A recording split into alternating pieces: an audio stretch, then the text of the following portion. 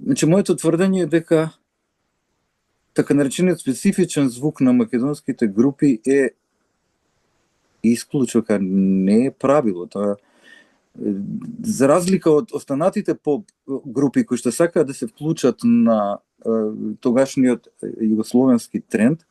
а нема некој посебен успех, или не успеа да се наметнат, не успеа да направат да се зборува, да се пишува за нив. Овие групи што ги спомнав, го успеат, колку толку, нели, не може би најмногу, бидејќи центарот на слушувањата беше Оската Белград Загреб по СФР и заради тоа и се распадна СФР токму на основа на тој конфликт. Македонија до ден денес и тогаш немаше издавачка куќа и немаше